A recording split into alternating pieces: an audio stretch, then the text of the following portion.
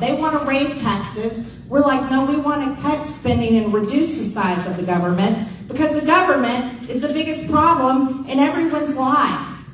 We want to make it smaller. You know, ironically, Marjorie Taylor Greene actually has a point when she says that the government is causing a lot of problems in people's lives. But of course, it's not for the reasons that she says. The easiest thing in the world was for me to say, I'm not voting for this. You know what I could have done? I could have played politics. I could have said, no, I'm not voting for this. I could have attacked leadership. I could have tweeted about it. I could have done interviews. And then I could have sent all of you a bunch of fundraising emails. I could have done that. And I decided, you know what? I'm not going to sit here and throw red meat because that's what people want to hear. I'm going to really think about this and consider this decision.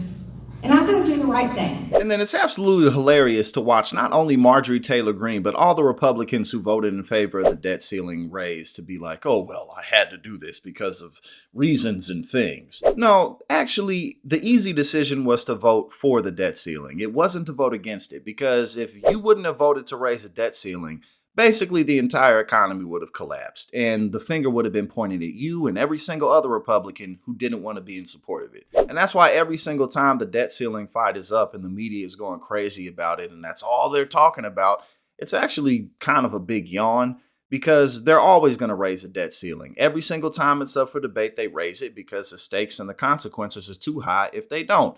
The United States holds far too much economic power around the world to just be like, no, we're just going to let everything collapse. And they can act like it was a tough decision. But no, the easy decision was to raise the debt ceiling like y'all always do, because you're not addressing any of the other issues that actually would do something about the debt that this country has. I'll say it this way. We've got people so far over here to the right, they might be called Marjorie Taylor Greene.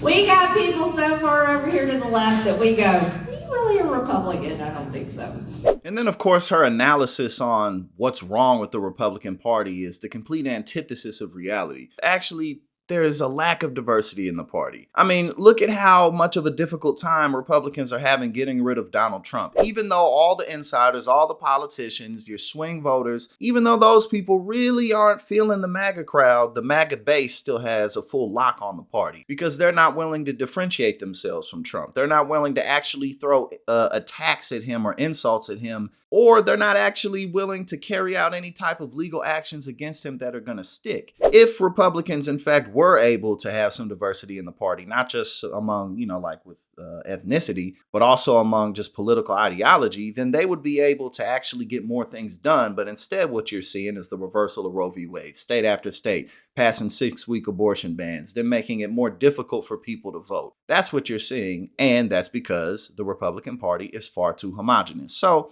that was a great look at Marjorie Taylor Greene being absolutely incorrect about everything, per usual.